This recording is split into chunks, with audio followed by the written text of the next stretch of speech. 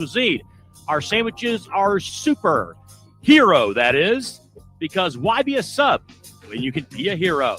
Stallone's Italian Eatery is here to serve you phenomenal food, Vegas. Forget about it. You are way too smart, way too talented, way too good to be where you are. You are meant to be making way more money, feel way hotter in your body, and having way more fun. Hi, I'm Nicole Mitchell, and I'm a life coach. I help you get hotter and richer.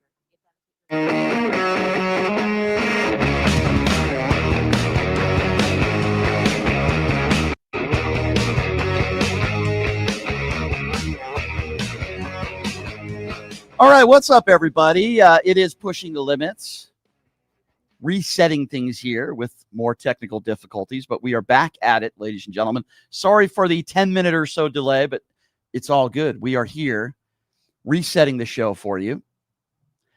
And coming up at the bottom of the hour, Destiny is going to be joining us. I think we all could probably agree, one of the biggest streamers on the planet. So I call him Steven, but, we'll call him Destiny. He's joining us at the bottom of the hour. And we have a lot of other stuff to get to, a lot of other stuff to talk about.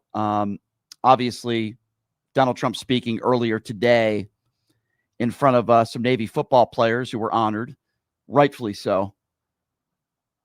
And I want to get right into these clips because I think it's really important to note, again, that the five-time draft-dodging coward was at it once again, mumbling and bumbling in this situation, talking about FCC Chairman Brendan Carr, who literally is taking our First Amendment rights away. Watch this. I also want to thank FCC Chairman Brendan Carr, perhaps the most powerful man in this room. You are doing some job. He's trying to keep the fake news, he's trying to make the fake news real and respected again, which is not an easy job, but you're doing a really amazing job. First time that's happened in 25 years. So I congratulate you and everybody in the room. Everybody in this whole country is watching what you're doing, and we appreciate it. When a man can get elected in a landslide, winning think of it, 7 swing states, win them all. We win the popular vote. We win the electoral college by a tremendous amount. We win the counties by 82 or 84%. And I got no good press. Think of it. Only one thing. That only means one thing. These people are not respected. They're just not respected. And we have to have a press that's respected. When you can win an election where they say that I got 94% bad press, think of it. The other side got 94% good press. When they can get 94% and you win in a landslide, that means the press is not respected. People have no confidence in. So what the hell is he talking about? Can somebody please explain to me what the hell Dementia Donnie, Diaper Donnie is talking about? I'll tell you this, ladies and gentlemen. This guy literally is thanking Carr for his help ending the First Amendment. That's exactly what's going on here. They had a meeting the other day. He literally is ending the First Amendment right now, going after people like me, or at least attempting to. And here's Donald Trump now rambling on, talking about how we do have a great military. I agree with him.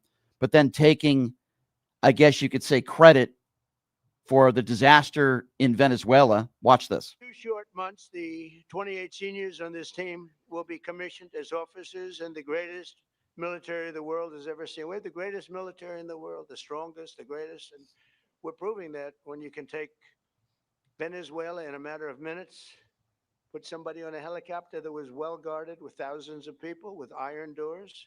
Those doors were like plastic. The United States Navy, the Marines, the whole military, we have the greatest in the world. I was so proud of what I did. And I always loved Space Force because that was my baby. That has never happened. Me, I. No, Mr. President, you didn't do any of this stuff. We have a lot of brave people in our military. You are a draft-dodging coward. You didn't do anything.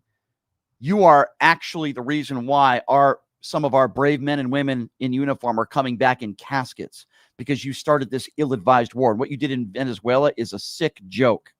You didn't do anything. But I will agree with him here. It does seem like he has more power in his second term than he did in his first term, because he has a lot of yes men and yes women around him. Watch this. Army-Navy game is truly one of the most special occasions in all of sports. But in recent years, the college football playoff expansion has encroached on this sacred 4-hour time slot traditionally reserved for Army and Navy. So what did I do? I went out. I don't know if I could have pulled it off. I have much more power in my second term, don't you think? What do you think? Would you say, Brendan? Much more power. First term, I don't know if I could have gotten away with this, but what did I do? I went out and said, I'm going to sign an executive order to ensure that the second Saturday in December is preserved exclusively. Nobody's playing football. Not Ohio State against Notre Dame, not LSU against Alabama. Nobody's going to play football for 4 hours during that very special time of the year in December. It's preserved forever for the Army-Navy game. Now, if you don't. Yeah. Thank you, Mr. President. Thank you for adding that. We appreciate it. I don't even think the president understands what football is, by the way. I don't think he understands a lot of things. This is very strange. He's crediting a Navy player for what? Have a listen to this. Perhaps no single player better represents the heart and soul of this team than your 5'9", 174. I love those guys. Those guys that are a little smaller than you're supposed to be, but they have a bigger heart than everybody on the team, right? And the other team too. 174-pound playmaker who delivered key knockouts and blocks on opponents almost twice his size. Senior Brandon Chapman. Brandon plays selfless, relentless football. I got this. Who wrote that, by the way? Delivering key knockouts. Is he talking about like a UFC fight? Is he talking about in the boxing ring? Does he even delivering key, who talks like that about a football player? You deliver some great key knockouts. Even when he's like trying to like honor some football players, he doesn't know the terminology that he needs to use. Or maybe Stephen Miller wrote that, because I would imagine Stephen Miller never played sports in his life either. And of course, Donald Trump went on to take the opportunity to attack transgenders and then talk about women playing in men's sports. Yeah, by the way, or I'm sorry, transgender women playing in women's sports, I should say.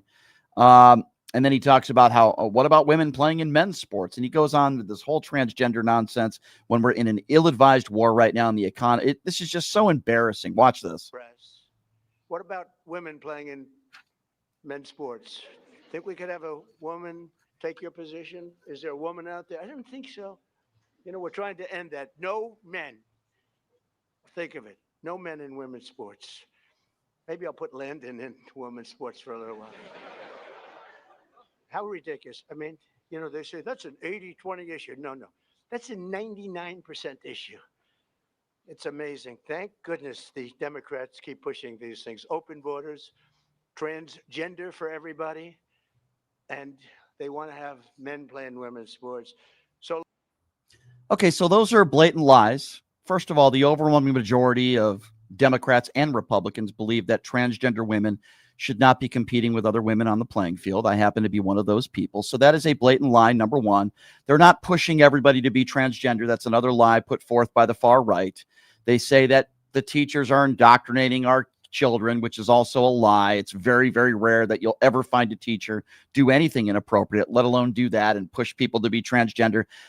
They want to talk about these issues, and the orange turd 34-count felon wants to talk about transgenders. By the way, there's less than 10 transgender Division I college athletes. But the reason why Donald Trump and so many idiots on the far right want to keep talking about this is because it takes away from the real topic, which is what's going on in Iran right now, gas prices, the economy, the lack of job growth in this country, and everybody's suffering because of directly what Donald Trump is doing and his policies and the disaster that is going on right now in Iran. But they don't want to talk about those topics. They want to talk about transgenders and transgender women in women's sports.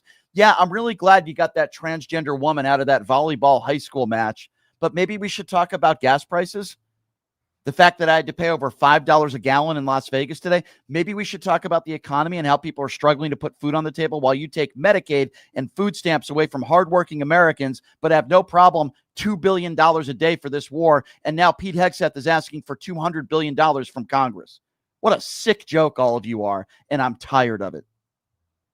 Electric Dad in the YouTube super chat says, how did he get more power? He only gets power from the Constitution. Did the Constitution change? No, Electric Dad, but you're right. And I will tell you that he's ripping up parts of the Constitution. This is an illegal war. I'll certainly tell you that. What a sick joke. But if you want to talk about some of the MAGA buffoons in the last 24 hours, and for lack of a better term, some of these Donald Trump mushroom gobblers, this is Varney talking about the Pentagon sending out thousands of Marines to the Middle East. And then you have Senator Ernst, who is making the case that they're deploying these Marines to a combat zone to own the media. I am not making this up. Watch this. Senator, the Wall Street Journal reports that the Pentagon is sending 3 warships and thousands of additional Marines to the Middle East. Now, the president says he doesn't want boots on the ground in Iran. So what are these Marines doing there? Well, they provide a lot of leverage, Stuart, and I just love the president when he keeps the reporters on their toes. We shouldn't be telling people what we are going to do and when we are going to do it. But believe me, President Donald J. Trump has the best interests of the United States at heart, but he also loves our men and women in uniform. He will not engage them unnecessarily. I know that to be true. So this is why it's so important that we do have partner nations stepping up, whether it's to assist in the Strait of Hormuz or whether it's to help stabilize in the Middle East. But President Trump is very good about this. He's going to use what leverage he has, and we all will be so much better for it, Stuart. There you go. There is Ernst. Own the media while some of our brave men and women in uniform are being sent home in caskets. But as long as we own the media and send and deploy those Marines to a combat zone, everything is just fine. What a disgraceful human being that she is. And what an embarrassment to the country. Oh, and it gets worse because you have this Fox Noise anchor yesterday who doesn't seem to understand why the mayor of New York City is asking people for ID if they shovel snow. I'll get to that in a moment. Listen to this right-wing buffoon anchor during the week on Fox News. This is embarrassing. You need an ID to shovel snow in New York, as we've noted in this program many times. That is nuts. Fortunately, the snow is melted. Yeah, the reason why you need ID, you dumbass, the reason why you need an ID to shovel snow is because if you're shoveling snow and you're getting paid for it, you have to pay taxes on that. And the government needs to know who you are. You see, it'd be illegal if you were 14 or 15 years old and you were shoveling snow, making money. You're not legally allowed to work. So you have to show identification so the government knows who you are, so they know who to tax. There are some people that shovel snow for a living. They have to pay taxes, you dumbass. These people, can these people possibly be this stupid? Oh, well, why do you have to show ID to work, but you don't have to show ID to vote? Two are completely different. But Dave McCormick, another right-wing MAGA mushroom gobbler, doesn't seem to understand that. And listen to what he said about showing ID. Against voter ID, I mean, you have to have voter ID or you have to have an ID to get a six-pack. You have to have it to give blood. You have to have it to have a child, and you have to have it to get married. This is a common sense thing. Okay, so first of all, you don't have to have or show an ID to have a child in a hospital. How do I know this? I literally know people that have gone to the hospital because they were pregnant and their water broke. And the first thing they ask is not, give me your identification. Sometimes when you need an emergency, you're in labor, there are plenty of situations and plenty of women out there that would tell you they didn't even have their identification on them when they went into labor. So I have absolutely no idea what he is talking about. I got to tell you, man, these MAGA people are getting worse and worse by the day. They defend an ill-advised war. They continue to. They continue to defend the tariffs when $175 billion were stolen from the American people, and we're not getting it back. People are paying astronomical figures at the gas pump, but that's okay. Everything is going to be just fine. And we have been told from economists that are not partisan hacks that gas prices could be affected for years, even if the war ended tomorrow. This is the state of affairs that this country is in while Donald Trump continues to talk about his curtains in his ballroom. This is where our economy is at. And I have people that still debate me on he still is better than Kamala would have ever been. Kamala Harris would not have gotten us into a war in Iran. Kamala Harris would not have rolled out the red carpet for evil dictators like Vladimir Putin. She certainly wouldn't have taken $175 billion from the American consumer with these absurd tariffs. She wouldn't be embarrassing us on a national stage every single day. She would not have given the biggest tax breaks for the top 1%, which was somewhere around $100 billion. She would have done more for people that are struggling, that are living paycheck to paycheck. She certainly would have not have taken 20 million people off of their health care. She wouldn't have taken millions of people off of their food assistance programs. She wouldn't have done any of these things. She certainly probably would do everything she could, because she said she would, in restoring Roe versus Wade, not telling a woman what to do with her body. These are all things that Kamala Harris would have done and the things she wouldn't have done. But now the crisis and the chaos is here, as we're only about 18, 19 months into Donald Trump's presidency for the second time, and we see the state of affairs that the country is in right now. I will be a peace president. I will be a no new war president. I will be a no new regime president. Look what this guy does. He kidnaps presidents from other countries and steals their oil. And he's bragging about it today in front of people in the Navy. He's bragging about it today. Is this America first?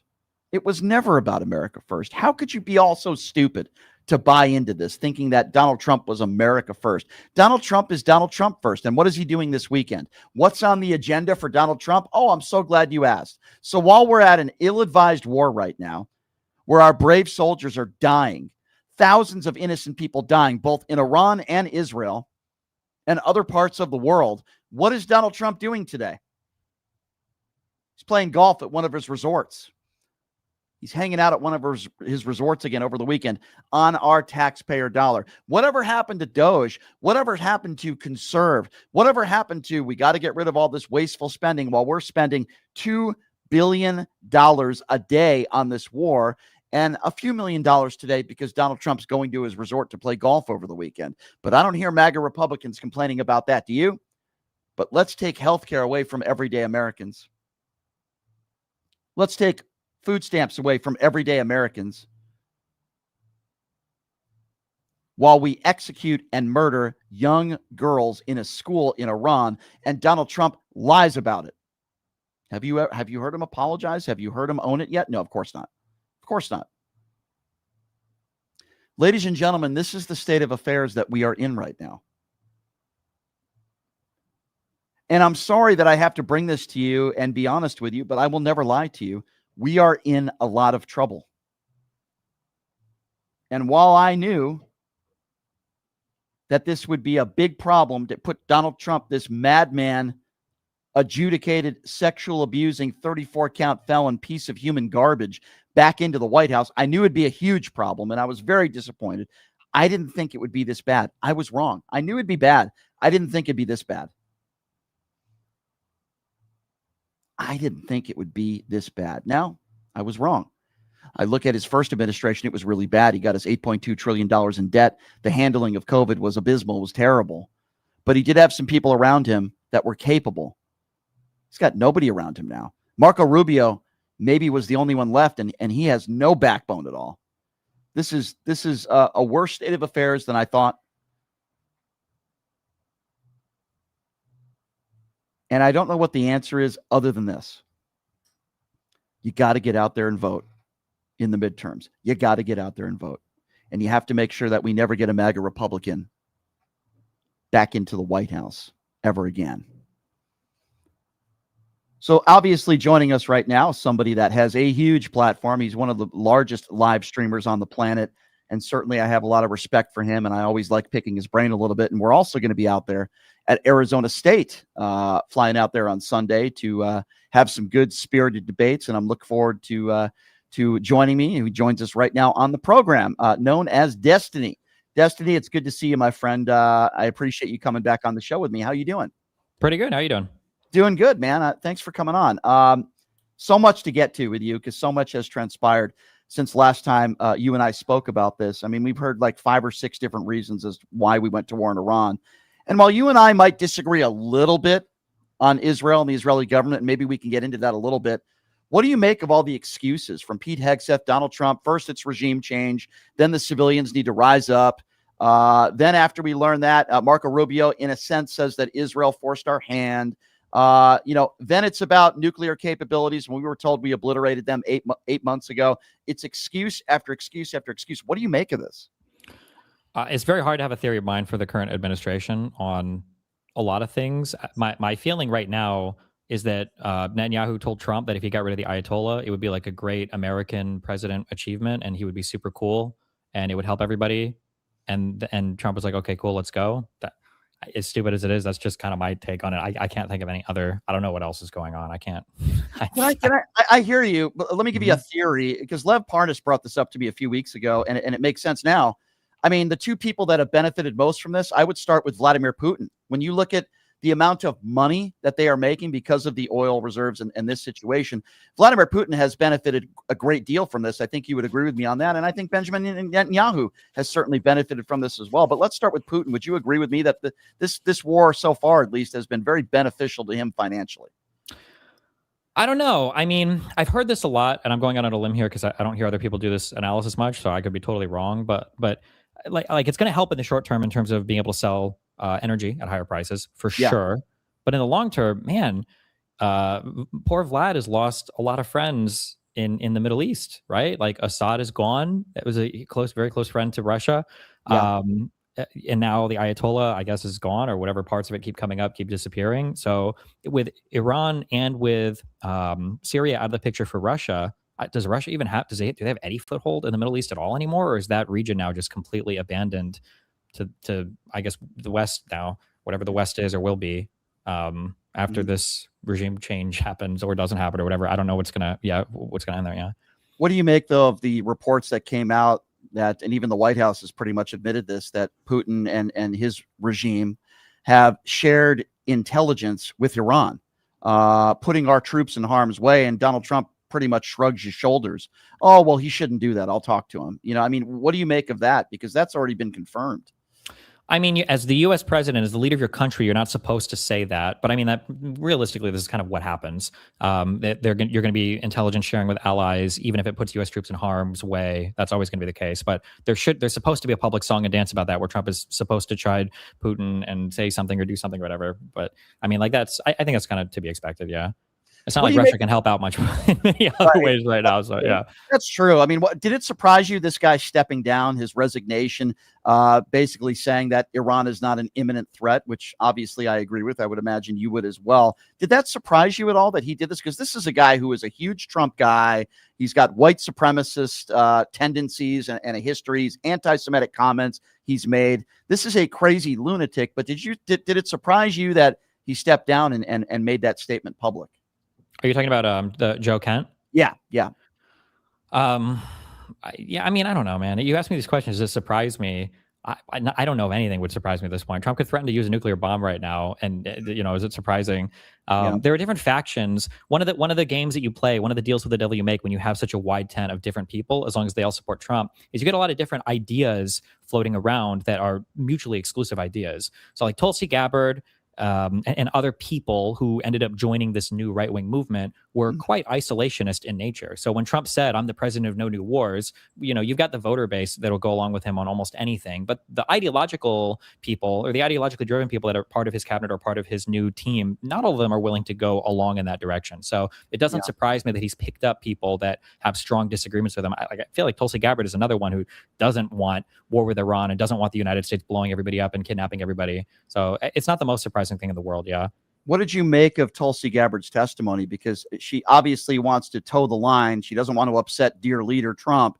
But at the same time, she eluded certain questions, and she was obviously not willing to say under oath that Iran is or was an imminent threat. Very similar to the words that she used 10 months ago before we bombed them. What did you make of that testimony? So I haven't watched the full thing yet, but I've seen a couple 10-minute, like I watched Ossoff's questioning of her. And my impression from that was that Tulsi was completely and totally throwing the White House under the bus. It sounded like the way that she was answering was because, I try to point this out to my audience. It's not so much what she says, sometimes it's what she doesn't say. We've watched enough of these congressional hearings now. When somebody asks you a question, right? Can you imagine if Pam Bondi is there and, Ossoff asks, well, didn't you guys say that you completely obliterated Iran's nuclear stockpile? Like if Bondi is answering that question, she's scrambling to pivot and diverge. Like, well, we said we blew it up, but, there's always a little bit left and you don't know, they could rebuild and, maybe they've still got this hidden and it's essential. But Tulsi was incredibly forthcoming and very short on every answer she gave and right to the point. Yes, we blew it all up. Yes. Yeah. Did we destroy everything? Yes. Did we obliterate their capabilities? Yes. And it was very short on everything. And then when it came time for the question where everybody's trying to crucify Tulsi on this, and I'm all in favor of crucifying Tulsi and on anything, but when Ossoff is asking her, well, who determines if it's an imminent threat? This is the job, obviously, of the intelligence community. But for her to say, oh, that's left to the big guy in the White House, is she's basically completely throwing the responsibility of initiating this war solely on Donald Trump, which I think is a really big deal. Yeah. I didn't really think of it like that. And you're actually right. She put the responsibility on Trump. She's basically saying, hey, here's our intelligence. Here's what we were told, but it's up to the president to decide. So you're right about that. Let's talk a little bit about gas prices. And I don't want to say real quick on that too, because I listened to that also thing. And I'm right after we finish the show, I'm going to listen to this whole thing because I now really want to hear everything she said. The FBI stuff with Fulton County was really crazy too. One thing that I'm kind of familiar with over the J6 stuff is you don't really have to say, it seems like you don't have to say much, especially in front of Congress, about your communications with the president. They always exert this I have executive privilege and blah, blah, blah, blah. Tulsi Gabbard was like, he told me to fly out to supervise that the same day the warrant was served. I was there because the president told me to be there. He commanded it. He told me, he said on his own for me to go.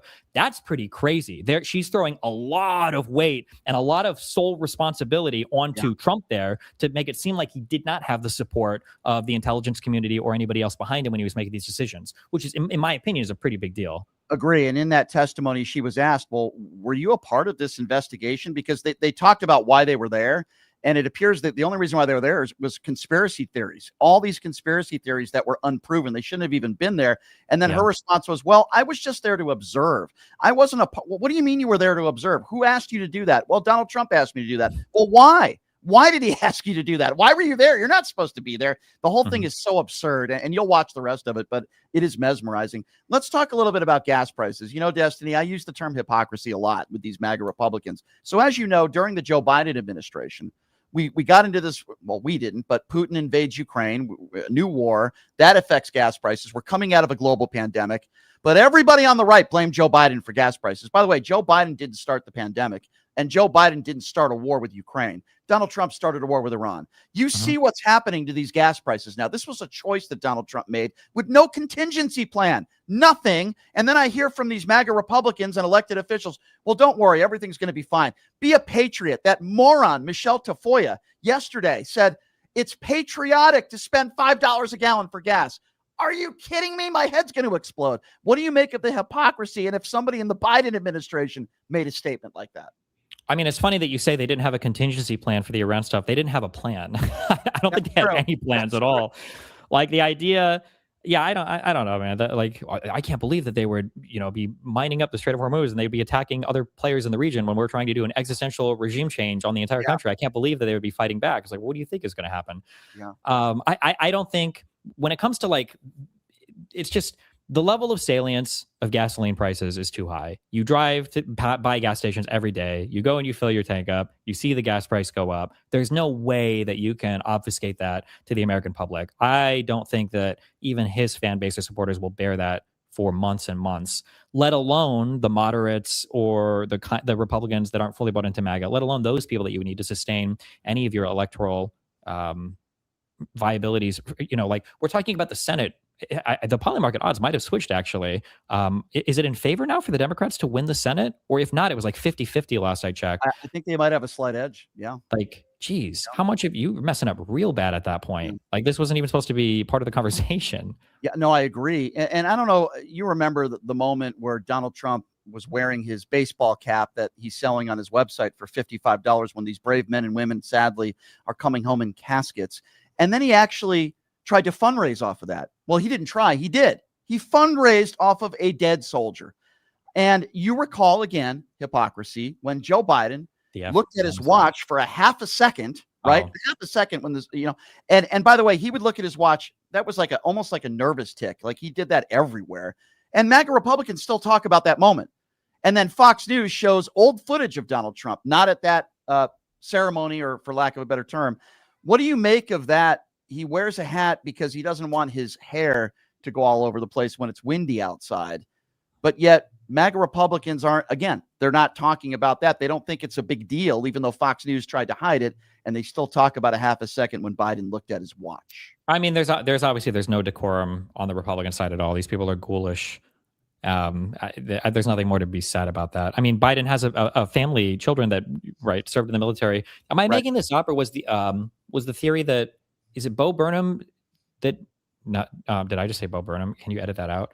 I'm sorry. That was it Bo Biden, was the idea that he might have died because of exposure to burn pits or something? Or am I? Yes, that's exactly so that's exactly what happened. Okay, and also keep in mind, Trump is a draft dodger. Right. Trump is a draft dodger. And so the idea that, and also keep in mind that at this point, more American soldiers have died in Iran than died in that Afghanistan pullout. And I've heard about that for years. Correct. Where are our Benghazi hearings for Donald Trump, for any of the, this guy just like moonwalks from one scandalous day to the next. And yeah, like I think you said at the beginning of this convo, like, wow, we haven't spoken in a while and so much has happened. When you say we haven't spoken in a while, we could just not speak for 7 days and so much would happen. I don't even know if the last time I spoke to you, if Maduro had been captured or deposed yet. I'm not sure how long, it's just everything. It's just, man, it's just so much. Yeah, and you're right. Bo Biden died. He had brain cancer, and there are other soldiers, sadly, from those burn pits. And then Joe Biden is accused of saying that he died service, and they attack him for that when it's obviously that's been proven.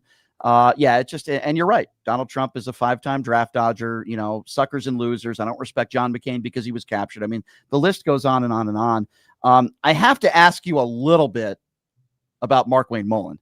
Okay, I'm glad you brought that up. The guy that went on the ultra super duper secret mission that's so ultra duper super secret that nobody can know who even made it ultra super duper secret. That Paul had said that they had asked like the CIA, the FBI, and everybody. Nobody has a record of this ultra super duper hyper secret mission. I know, and he was asked about that too. What an idiot. So first of all, here's a guy, as you know, who took over his father's plumbing business, and I have respect for blue collar workers and plumbers. I'm not attacking them. But is this the guy you want to hear talk about foreign policy? I mean, it's just the guy who helped make sure that your toilet flushes. I'm just saying, okay, I'm just going to throw that out there, number one. And number two, this is the guy who challenged somebody to a physical altercation in the House chambers. This is a guy who has been hit in the head way too many times. I actually think that he is more of a threat leading DHS if he's appointed than Kristi Noem was, and she was a complete disaster. This might be an unpopular take. I think he's more qualified than Kristi Noem, but I will never get over her being asked what habeas corpus was and not having an answer to that. That's unbelievable to me. The head of DHS just not having an answer to that. He seemed to at least know like the basic law, the process and procedure more. I've heard it said, I don't know if this is true or not, that he's the only member of Congress that hasn't graduated college. So education level might not be the best there, but I'm all in favor of Democrats, mucking up as much as they can the nomination process or doing whatever they can to slow this administration down. But I would say that the big problem with DHS is probably not Kristi Noem. It's not going to be Mullin. It's going to be the directives coming down from the president. So it's not like there's a good person they're going to nominate for that, because no matter who they put there, they're going to want them to carry out their completely and totally unhinged mission for everything. Yeah. Thank God, though, we have brave souls like Fetterman to make sure that he gets out of committee, though. Thank you. What do you make? Let me ask you about him for a minute, because Destiny, as you recall, when he had a stroke, I, like many others, were defending him when people on the right were calling him a vegetable. I did not know a lot about him. As I've learned more about him over the years, here's a guy who never really had a real job in his life. He comes from a very wealthy family. He looks like a blue-collar worker. He's not. He became mayor, and he has this stroke. The guy has zero work ethic. He dresses like a slob. I thought I dressed like a slob. The guy dresses like a slob. And I didn't know strokes turned you into right-wing radical MAGA Republicans. But what the hell? I guess my question is, what the hell has happened to this guy? Or was he always like this? I can't speak to that either. I have no idea. I feel like you could put this guy in like into a classroom with a bunch of psych students and do like a split brain experiment on him. And when they go to test the other side of the brain, he just dies because it's just not there. Like this guy is phenomenal to me. Like I spoke about this earlier, like for Manchin and Sinema, like these are people who these were essential swing votes in highly contentious or completely lost to the Senate, like West Virginia. There's no other Democrat going there besides Manchin. Like you need these people. And so they had a lot of political capital as a result of that. But like Fetterman, senator from Pennsylvania, like I know it's a contentious area, but like this guy is, and Fetterman's not even it's not like the Republicans just need his one vote in the entire Senate. And so he's like so politically important. He just he hates on Democrats for the love of the game. How do you get this guy walking around saying like Trump derangement syndrome or like, I'm the only Democrat that wants to fund DHS. And I think I'm the only Democrat that doesn't want open borders. And it's like, oh my God, bro. You're like, your skull is literally open right now. Like, come on. It seems like he's on Fox News every day. Like that's his job. He just makes his appearances on Fox News and they love him. Fox News and right-wing media love him because then, he'll attack Democrats and they eat that alive. I do want to ask you. He's the new era's like Tulsi Gabbard or RFK Jr. Yeah. When you ask a Joe Rogan type, like, do you like anybody on the left? And they're like, of course I do. I've got lots of leftist friends. Like John Fetterman is like, he's one of those types of people. Yeah, he is one of those people. You're right about that. I do want to ask you about the SAVE Act. Now, as you know, that there are a lot of Republicans out there that are claiming, this bill is all about voter ID. Now, as you know, there's a lot of other areas in the SAVE Act. It's not just about that, but I get into these debates and arguments, for lack of a better term, with MAGA Republicans. And I always ask them the same question. How many undocumented immigrants have voted in the last 10 or 15 years? And as you know, Turning Point even put out these statistics. Less than 100 undocumented immigrants have been proven to have voted illegally in the last decade. This is not an issue. Why have MAGA Republicans made this an issue? I mean, because the broad, this is a Mott and Bailey in a way, like the easily defensible position is some kind of ID required to vote is probably okay. There are a lot of countries that do it. Like if we had an ID that was easily accessible, that, did discriminate against certain types of people, that didn't have like a 7-week waiting period to get or whatever. I could be on board with this. I almost think that Democrats should try to compromise with this and asking for something big in the future. Like we're going to do a national ID so that we can have voter ID or whatever. I'd almost be okay with that. But like these requirements of like, if your name is different than your birth certificate, you've got to bring along first of all, how many people have their birth certificate? That you have to bring along some other form of identification. So every married woman, Hispanic people that for whatever reason hyphenate 50 million last names, like all these people are going to have all these different, it's obviously there just to throw up roadblocks to get certain types of people not to vote. And I think any good faith actor, when they look at it, can see that that's exactly what's going on. And this isn't even touching the whole, which I never want to hear for the rest of my life, the whole states' rights issues of states have the right to determine how they do their voting place, time, manner, and place, and all this. This is up to the states to figure out. The idea that they'd be okay with the federal government coming in, and now Republicans are like, well, yeah, the federal government can dictate to us everything for how we register our voters, and we'll give our voter rolls to them, and we'll let ICE come in and bully people. That's also ridiculous to me. But I guess states' rights only matter when it's things that you either agree with or things that don't matter, I guess. Yeah, exactly. I agree with you. I just wanted to ask you about this because it does appear as though there's a lot of infighting, as you know, these days between MAGA. For example, Megyn Kelly saying that Mark Levin has a mushroom penis, and then you have the Groypers, and you have people that are anti-Iran war, pro-Iran war, and then you have the Marjorie Taylor Greens of the world and others. What do you make of that? And what do you make of where the Republican Party is at right now? Because at least in my estimation, the war certainly hasn't helped. They seem to be very divided on a number of different issues. I've said the writing's been on the wall for this for a few years since the election. And then the writing, I think if you're paying attention, right, it's a cult. And when I say it's a cult, what I mean is it really is centered on Donald Trump himself. Like it is the Donald Trump movement. So everybody knows that when Donald Trump recedes, there's going to be this huge vacuum. And because it's a cult, because it's built around Donald Trump, you're not here because you have like a consistent set of principles or values, right? We can talk about hypocrisy literally all day. We can talk about one of the largest kinds of new tax expanses ever has been a tariff that Republicans all championed, or the Donald Trump ban bump stocks for gun reform. But we can go thing after thing after thing. All the massive new debt that I think what the DOD is begging for another $200 billion, which I don't know why we need, because I thought Trump said that he rebuilt the whole military in his first term, but maybe Biden destroyed it in one term. I don't know. That's why we need peace in the Middle East for the 5th time, I guess, because everybody keeps ruining it. Yeah.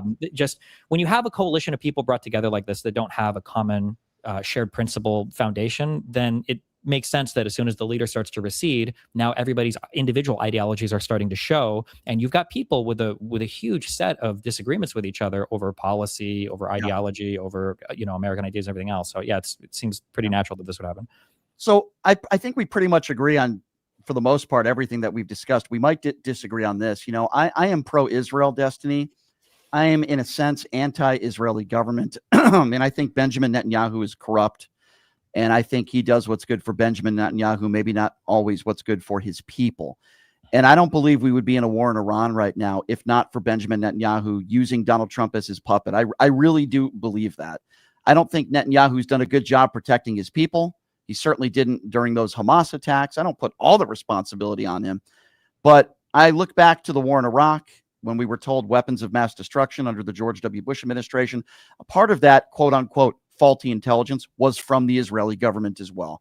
I am anti-Israeli government. I am pro-Israel. Israeli people are wonderful people. I want them to be free. I want them to be safe. You won't see me crying for the Ayatollah. You won't see me feeling bad for what was an evil regime. But the problem is now there's another evil regime in there.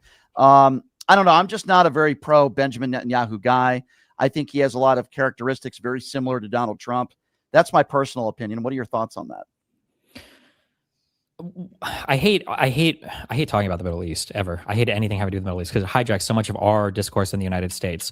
I hated a lot of the ultra rabid pro-Palestinian far left people because a lot of the criticisms and things that they talk about when it comes to Israel are just not quite true. And a lot of the criticisms that they give to U.S. leadership is not quite true. So Israel historically, like the thing that people need to understand about the country of Israel is that if a guy walked into a room with a huge delicious Kit Kat bar, like the country of Israel is not going to walk up to the dude and beat him up to take the candy bar. But if the guy goes to the bathroom, they will absolutely sneak and take the candy bar and eat it all before he gets back. Israel is like very opportunistic in that way. And that if they see an opportunity, then they'll take it. And holy Jesus, Arabs in the region will never falter when it comes to giving Israel opportunities to do crazy things. One thing that people don't realize was how much restraint the liberal administrations especially kind of placed on Israel when it comes to how they function I mean, like for specific examples, like, that there was going to be a huge assault in Rafah that Biden slowed down considerably to make sure that like 1 million people were evacuated out of there before the IDF moved in and started blowing stuff up again. Or at the beginning of the war, I think there was like a 4 or 5 day ceasefire. There was a halt before airstrikes began to allow some people to move to camp so that it wouldn't have been as disastrous for civilian life as possible. People seem to think that like Republicans and Democrats are the same when it comes to Israel, but that's not true. I wouldn't even say Republicans and Democrats. The problem is that Trump just has no mind for the Middle East, and he's so easily manipulatable. And Israel historically and under Netanyahu has zero consideration for the political realities of other world leaders. So if Netanyahu thinks that he can get something from Trump, he'll get it. I wouldn't even say that Trump is a puppet because that implies some level of manipulation. You don't really have to manipulate Trump. You just have to like kind of buddy up to him and say, this would be epic if we did this. And now we have epic fury or whatever for Iran. So yeah, I think the issue is Trump can't say no to Netanyahu because he probably lied to him about getting a Nobel Peace Prize or something for killing the Ayatollah, and beating up Iran would be cool. And Trump's been talking about it for a long time. And he'll basically go along with whatever he says. Like in the short term and maybe even the long term, the war is going to be super beneficial to Israeli interests. But also Israel doesn't care if they're handcuffed to the U.S. anyway. The far right people in Israel want to lose that association because they view it as golden handcuffs because they've been restrained by so many prior administrations. So if this causes a breakup in relations between Israel and the U.S., like think about it. Israel eliminated almost every single major enemy they had in the region. Hamas is gone. The Hamas leadership is gone. Hezbollah is gone. Nasrallah, the leader of Hezbollah, is gone. Assad is gone. They're bombing Beirut now. The Ayatollah is gone. Like every major enemy in the region is gone. They got like every possible thing they wanted. Like this would be the best time for their far right people to split from the United States and to now, embark on their own mission and do what they want. You would think. Yeah, I think for the most part, we agree on that. A question, one more question about the Middle East, and then then we'll let you go here. But the school children, over 175 of them, young girls between the ages of 7 and 11 who were. I was so angry when I heard that because it was Iran hijacked. They stole one of our Tomahawk missiles and shot it at their own school, I think, right? Is what the U.S. president said. Correct. And Pete Hegseth holds this press conference and he's so stupid and incompetent. He doesn't even realize that the target that he's showing is right next to the school. That's how stupid these people are. And then when he was questioned about that, you have Donald Trump, Hegseth didn't say it was Iran, but he didn't say it was the U.S. either, even though at that point he knew it was the U.S. And then Donald Trump says maybe it was Iran when Iran doesn't even own Tomahawk missiles. He doesn't even own. It's such an easily proven lie, but yet Donald Trump immediately blames Iran, and he has yet to apologize because he doesn't apologize for anything. And then we wonder why some of these people hate America when these young girls were murdered. And I understand horrible mistakes, sadly, are made in war. And I also would say that, innocent people die in war. I didn't want this war to happen, but what do you make of the way the White House has responded to this? I have yet to hear an apology. I mean, there won't be an apology. I have yet to hear an apology from this administration. Like, we're showing videos and bragging about blowing people up, in the ocean that we haven't shown any due process or warrants or anything for. I think, didn't we just blow up 3 more people? Or Yes. I think we blew up their boat. I don't think we killed the people off the coast. Yeah. Yeah, there's not going to be any apology. This administration is shameless, and it's just trudging from one day to the next, from one horrific thing to the next, from one war to the next, from the president of peace and the Department of War to the next regime change. Like, I don't know. I hope at one point listen, I'll forgive 20% of this if he can just show the same energy towards Putin. Okay. I'll forgive like 20% of this. He won't. Yeah, he won't. It's interesting because I was debating somebody the other day about this, and not to go back to Kamala Harris, but a lot of MAGA Republicans that I talk to, even some people that I speak to on a regular basis, I'm like, don't you regret your vote? And some people, not all, but some people still say, no, Kamala would have been worse. And I say to myself, correct me if I'm wrong, Destiny, she wouldn't have started an ill-advised war. She wouldn't have rolled out the red carpet for Vladimir Putin. She wouldn't have stolen $175 billion from the American people when it comes to these stupid tariffs that have ruined the economy. She wouldn't have given the top tax breaks to the top 1% of $100 billion. There's so many things I could say that she wouldn't have done, and things she would have done. She wouldn't have taken 20 million people off of healthcare coverage and taken millions of people off of food stamps. I mean, these are pretty basic, pretty important things that Kamala would not have done. And I just think we would have been in not that Kamala's perfect, but we would have been in a much better situation as far as our economy goes if Kamala had won the election. We would have been in a much better situation as far as literally everything goes. Yeah, it's no question. I don't buy that. Somebody made a post on my subreddit the other day, and I agreed with them. It's not enough if you're talking to, especially another content creator, influencer, but even to an individual, when they're like, man, I don't know, I kind of regret voting for Trump. I don't care if you regret voting for Trump. I need to hear you say that Kamala would have been a better president. That's what I need. Until you're ready to say that, you've not truly understood the despair that you have thrown this country into. Like, by the end of the first Trump term, I was like, man, like, I thought it was going to be really bad. It was kind of worse than I thought in some ways, especially after the January 6th stuff. This term, like, we're a year and 2 months in. Like, it's just like, there's nothing that he could do that would even be surprising anymore. The thing that surprised me the most, he hasn't saber rattled over nuclear weapons yet. I'm surprised I haven't heard Trump threaten to nuke anybody. I don't know why he hasn't. Like, it's just I'm sure it's coming. I'm sure it's coming. Yeah. How do you deal with these people on the far right that say that the misogyny? I mean, I get it. I won't even mention names, but there's some people that I've debated recently that think women should be in the kitchen and they shouldn't be allowed to have careers and they shouldn't be allowed to run for office. I was debating one guy last week. I'm not even going to mention his name because he's such a clown. But he made the statement that, well, women are too emotional. And then I looked at him and I said, you voted for Trump. He has nicknames for people that he disagrees with. You couldn't find a more insecure person, an emotional person than Donald Trump, who puts on 8 layers of orange makeup every day. Like, how do you deal with these people who are misogynist? You get it all the time. You're one of the more popular people that share your views that are similar to mine. They'll call you homophobic slurs, right? They'll call you, other words that I can't say on the air, and they have no real arguments. Do you just ignore it? Do you just laugh at it? Because that's a large base of these people. This is who they are, and they can't defend the indefensible. And a lot of these people I find to be, it's part of the culture of MAGA Republicans. I find them to be extremely misogynistic. Yeah, I think it's awesome. Let them do it. Women are some of your most important activated, like, voter related people in terms of like doing on the ground work for volunteering and everything. If you're not going to have women as part of your movement, then we'll take them as voters. Let them be as misogynistic as they want. Like, you've seen these divides historically where women have kind of broken off of these movements because of how insanely misogynistic. Like, even as a white Southern woman, you can only tolerate so many times Andrew Tate is being held up as the model man. And yeah, if you want to exclude half the population or 52% or whatever from your political movements, I mean, be my guest. Yeah. I'm with you on that one. Well, Destiny, hey, it's going to be fun. I look forward to seeing you at Arizona State. We're going to be debating some people. It's going to be fun. I always look forward to it. On the 23rd, right? Yeah, I believe. The 21st is Saturday, right? Yes, on the 23rd, I'm flying out there on Sunday, and I guess we're going to be out there with the tent, and we're going to be having fun, and I look forward to it, man. Always fun watching you debate and to be able to be there next year and debating with you. I'm really looking forward to that, man, because I think and I'm saying this sincerely. I think you're one of the best.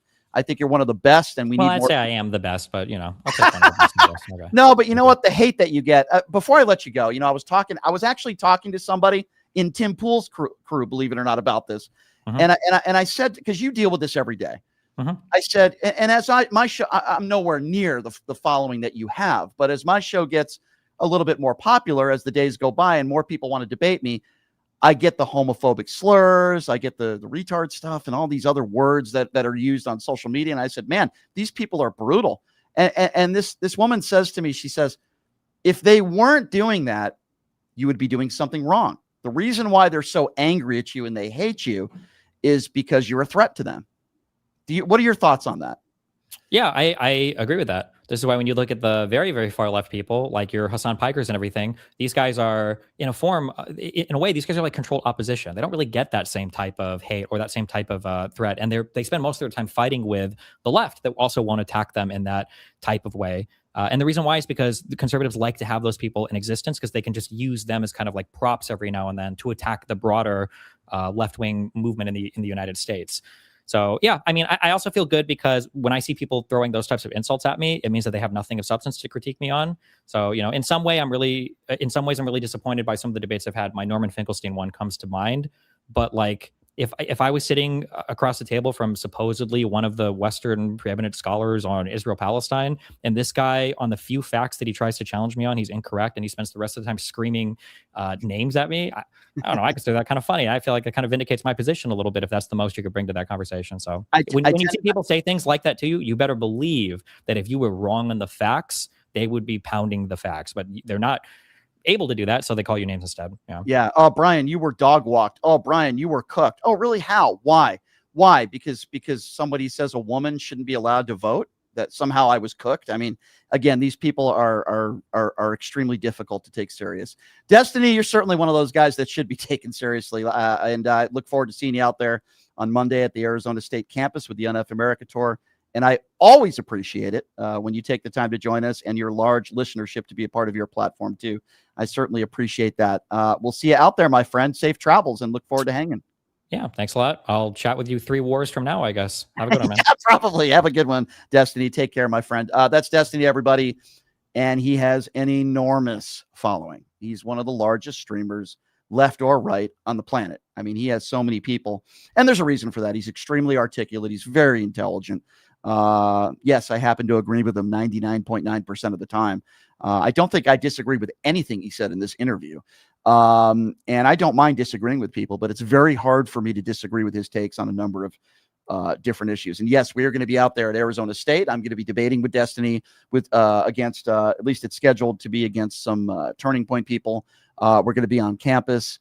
And I even found out I'm going to a Phoenix Suns game on Tuesday night. I'm really excited. Guess who they're playing? The Denver Nuggets. This is a big game. It's a big game. And I've never seen Jokic in person before. He's one of the best centers of all time. So little sports there for you. I come from a sports background. So I'm going to give you my schedule real quickly, and I'm going to open up the phone lines first, though, because Numchuck's got to screen some calls, because obviously we'll take some calls. I love Destiny. I think he's just the greatest. And he's a great debater, and he's great at what he does. By the way, the number to call is 702-221-7283. And that number to call if you want to be a part of the conversation again, 702-221-SAVE, 702-221-7283. Now is the time to call in. We'll go to a YouTube super chat. Minnesota Vet, who I have a lot of respect for, he's a listener of the show. Minnesota Vet says, I'm the dad of a trans daughter, and the sports issue isn't just about college-level sports. A 10-year-old who just wants to play hockey or baseball with their friends is not a threat to anyone. They deserve better from us. I completely agree with you. All I'm simply saying is that if it's an organized sport like high school or college, I don't think that a transgender woman should be competing with other women. What you said, I completely agree with. I think if you're 9 or 10 years old and you just want to be able to play sports with your friends, your child should be allowed to do that. I don't want to take that away from your child. I think you understand where I'm coming from, Minnesota vet. Professional sports, college sports, organized high school sports. I just don't think transgender women should be competing with women because I don't think it's fair. I don't want to take away the rights of your child either at the same token. So hopefully you understand where I'm coming from. I certainly respect your child. I want them treated with respect. I want them to be able to live their life and be happy. I don't want them discriminated against. Let me be very clear on that. I think that's very, very important. So hopefully that resonates with what I said. And I wish your child, obviously, the absolute best. All right, let me give you my schedule real quick here before I get to the phone calls. 702-221-7283, by the way, is the number to call if you want to be a part of the show. Let me read one more super chat from Darlene, the MAGA destroyer. We love Darlene. She's the best. And I love my PTL family here. Darlene says, thank you, Brian and Nunchuck, for everything you do. Happy birthday, Alexa, from yesterday. Love all of you. Well, Darlene, I can tell you this. A lot of our listeners, most of them love you as well. You're one of my favorite callers, Darlene, and I appreciate you. I said I'm going to open up the phone line, 702-221-7283, 702-221-SAVE. Before I get to the calls, I just want to give you guys my schedule. My busy schedule starts right after this show. So luckily, I will also be live on all my platforms. You guys know who Dean and Parker are. Parker's done this show before. He's a friend of mine. I hung out with Dean in Phoenix. Very popular left-wing podcasters, right? And they're young. They're in their early 20s. Very intelligent. So the guy that I'm going to be debating at 3 o'clock today, an hour after my show, is like the right-wing version of that. His name is Kai Schwimmer. Pretty good following. He's very anti-immigration, and he's a big Trumper, and he's very religious. I'm not sure he knows what he's getting himself into today, but I am going on the Sean Kelly show today. I'm also going to be live on my platforms, which will be on YouTube and on all the normal stuff, X and everywhere, Facebook fan page. I'm going to be debating him at 3 o'clock Pacific Standard Time today. It's going to be about a 2-hour debate, although sometimes these things go longer than expected. I actually think this is going to be a debate of substance, though. I'm not going to be debating some right-wing idiot who says women belong in the kitchen. You know, it's not going to be one of those debates. In having private conversations with Kai, even though I'm going to disagree with him on almost everything, I think it's going to be respectful, and there's going to be some substance in there. So you're not going to want to miss that. That's coming up today. Then, after I see one of my favorite bands, and my boy Wes Scantlin from Puddle of Mud, I'm checking them out on Saturday night. And by the way, the lead singer of Eve 6 did this show like 7 or 8 months ago. They're opening up for Puddle of Mud. So I'm going to be hanging out with some friends on Saturday night, going to see a fun show. And then Sunday, I am flying off to Arizona State with the UNF America Tour with Destiny and some others. And we are going to be debating some Turning Point people. And I'll try to post as much stuff on social media as I can. For those of you that are wondering on Monday who's filling in for me, yes, we're doing the show live. 5 days live of shows next week. We're going live. That was for Bill O'Reilly fans out there. Are there any left? I don't know. Ryan Shedd, who is a personal good friend of mine. I think he's great. One of my favorite people on the left. Great podcaster. And Ryan does this show almost every week. So Ryan has agreed to fill in for me on Monday and Tuesday next week when I am not here. Then Wednesday, I'm flying to San Diego. So I'm going to be out of Vegas for a week. Why am I flying to San Diego? Well, some pleasure and some work. We'll call it both. I was asked to speak in San Diego at the No Kings rally out there, and I have agreed. So I'm going out there to be hanging out with some friends, some people that have actually done this show before, be hanging out with some people in California, going to a few parties, just trying to relax and have fun and a little bit of work there. And then I come back to Vegas Sunday. So I'm flying out Sunday to Arizona State. I'm coming back Sunday. So who's filling in for me? Ryan Shedd will be filling in for me Monday, Tuesday, and Friday. Ryan is the best. You're in great hands with him. And my friend Leonard Cardinale will be filling in for me Wednesday and Thursday. So we got it covered, ladies and gentlemen. I might call in once in a while. I might just to say hi and maybe do a 2-minute thing. But it's their show. So Ryan, Monday, Tuesday, Friday. Leonard Cardinale, Wednesday, Thursday. I promise you guys are in good hands. No Warren Smith today. No, somebody said that on the chat. But there is a guy on the left who's pretty popular on social media. His name is Santana. He happens to be black. Another friend of mine who is very, very good at what he does. Santana has agreed to debate Warren Smith on race 2 weeks from today. That, my friends, is going to be entertaining, and I think Santana is going to destroy him, and they both have agreed to do it on this platform on my show, so that's going to be a lot of fun. So that will be 2 weeks from today. So that is the scheduling there. So I'm going to be flying all over the place. I'm going to be going everywhere. Some work, some pleasure, a little bit of both. But the show is covered next week. I don't think I've ever taken an entire week off from this show. I've taken 2 or 3 days off. I've never taken an entire week off, but the UNF America tour is obviously work, but I also enjoy it. And working with Destiny and doing stuff with him, I'm happy to be working with Z and the gang because I think they do a great job. And I obviously agree with their message and what they're doing. So that's going to be a lot of fun. I don't know if Erica Kirk is going to be out there. Boy, I hope she is. I hope she is. No, Erica, I'm not giving you any of my money. Okay. You're not getting any of my money. So anyway, that's the schedule over the course of the next week or so. I hope you guys tune in today at 3:00, an hour after my show ends, 3:00 Pacific Standard Time. I'm going to be live on YouTube and all the platforms. I'm telling you, this debate with Kai Schwimmer is going to be good. It's going to be entertaining, and I'm going to hold his feet to the fire. These young MAGA Republicans, I don't think they truly understand the privilege that we have when we are born in this country and you look like me. So I think that's important too. All right. So here's what we're going to do. We are going to take a very quick Donald Trump, Stormy Daniels, very quick 90-second break. Okay.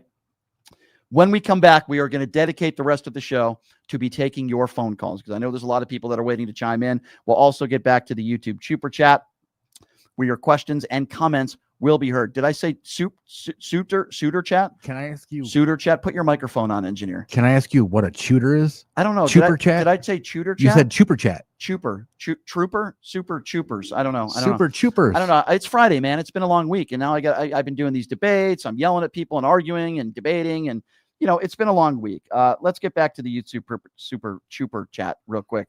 Lori, we appreciate your support, Lori. Lori says, an ex-defense secretary in this war will allow more young people to be groomed to terrorists. Trump is making everyone hate us for all of us. Yeah, everyone except for Trump mushroom gobblers, Lori. Obviously, I agree with you. We appreciate your YouTube Super Chat. I've been told by my engineer, no need to take a break. We are going to get right straight to the phone calls because there's plenty of people that are waiting on hold, and I don't want to allow my PTL family and my listeners to wait too long, right? I care about all of you. So here we go. Let's get right to it. Let's start off with Carl, 702-221-7283. Hey, Carl, what's up? Hey, buddy. I was called in yesterday, but I couldn't get through. And what you were talking about, one thing I wanted to mention, you talked about the Kennedy assassination and Oswald being a patsy for the whole situation.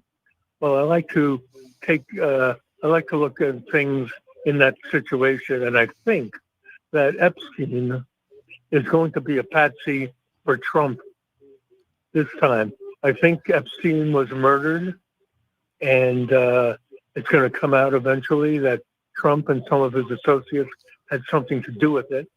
And I think that's going to be the same thing as Trump's trying to make Epstein a patsy for him. Well, listen, I try not to get too much into the weeds. Obviously, I agree with you. We've had Mark Epstein on the show. Mark obviously agrees that Jeffrey Epstein did not take his own life. It's a joke, okay? This is a massive cover-up. And it's not just a cover-up from what happened to Jeffrey Epstein behind bars. It's a massive cover-up. No justice for the victims. Donald Trump is in the Epstein files that have been released thus far more than Jesus' name in the Bible. It is sickening. Okay. And when people say to you, where's the actual evidence of any wrongdoing? They called Joe Biden a pedophile for sniffing hair. And now Donald Trump's name is in the Epstein files thousands of times. And they say, where's your evidence? But now all of a sudden they want evidence. And these are the same idiots. That's what they are. They're idiots that think the election was stolen. They still think the election is stolen. Idiots like Mark Wayne Mullen under oath, who is unwilling to say Donald Trump lost a free and fair election. These are not serious people. These are idiots. These are scumbags. Do you hear that? The MAGA Republican Party today are made up of a bunch of scumbags with no moral compass who show up with AR-15s in the House chambers a day after a school shooting. They do. It's just like the governor of Texas, who they hadn't even counted the bodies of all the innocent children that were massacred, and he was counting his money at a fundraiser that he did not want to cancel. This is the MAGA Republican Party today. They are a bunch of scumbags. They are bad people. They are womanizers. They are misogynists. They are bigots. They are racist. And they are criminals. That's who these people are. That's who Donald Trump is. And that's who these people look up to, the orange turd messiah. They have no moral compass. They attack brown people and immigrants on a daily basis. Let me tell you, Donald Trump and many MAGA Republicans I find to be a bigger threat in this country than undocumented immigrants any day of the week. Any day of the week. It's going to take a little while. Are you still there? Yeah, go ahead. Yep. It's going to just take a little while to come out once Trump leaves office. But believe me, I study these type situations, and it's going to end up, like I said, Epstein is going to be a patsy, like Oswald was a patsy. And the Kennedy people are making them that right now, so people believe that Trump had nothing to do with Epstein, but it's all going to come out. It's going to take a little while. It will. It's going to take a while, and it's going to completely destroy. I hope his so, reputation. Carl. I don't think he has a reputation to begin with. I'm not sure how you could ruin his reputation any more than it already has been tarnished. The 5-time draft dodging, liable woman abuser. I'm not sure.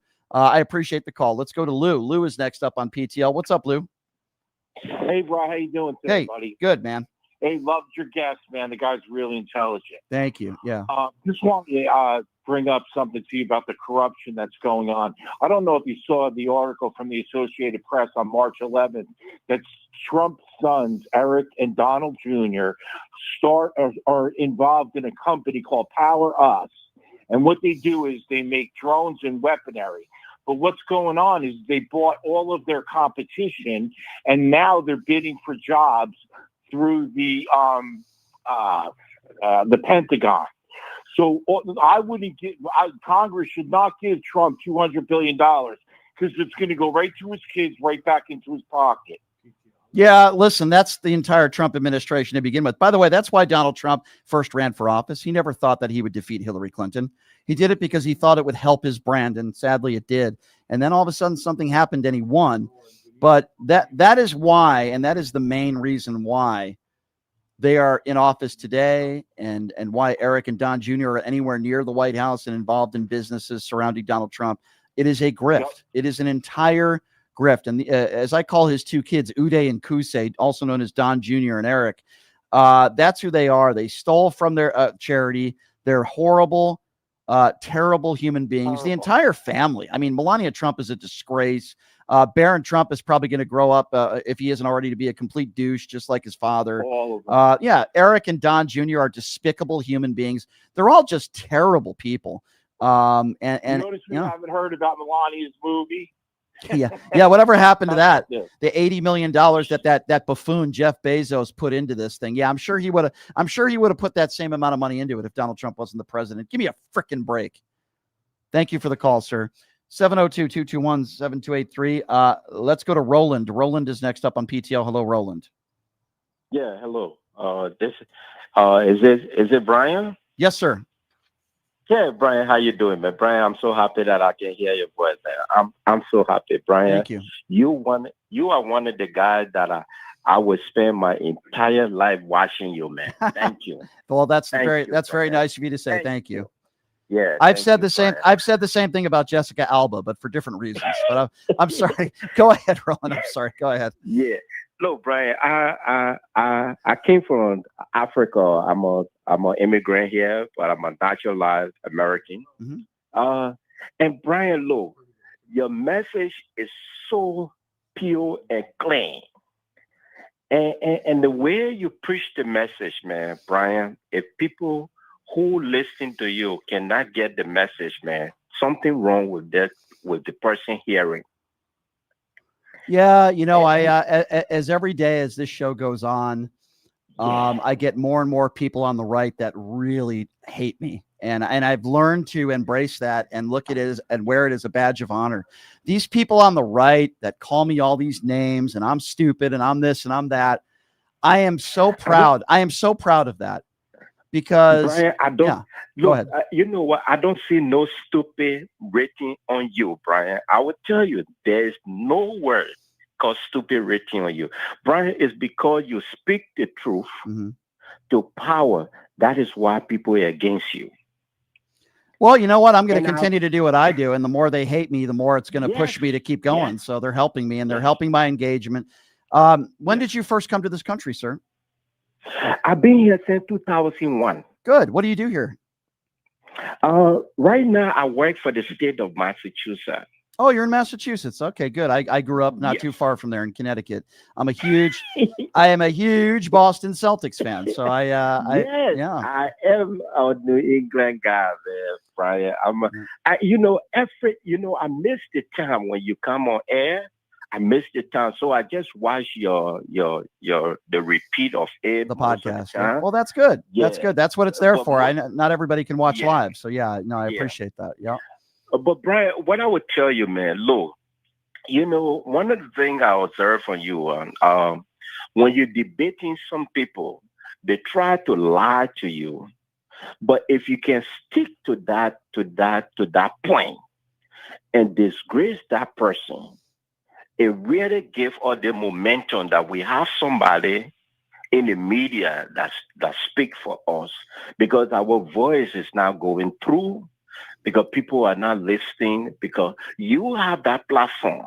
Then that platform is so powerful that it helps some of us who do not have that opportunity to have that platform expressing the message that you express. That's why I do this. So That's one of the reasons why I do this. And I'm very humbled that there are people like you out there that listen to this show, that are a fan. I truly am humbled, and it means the world to me.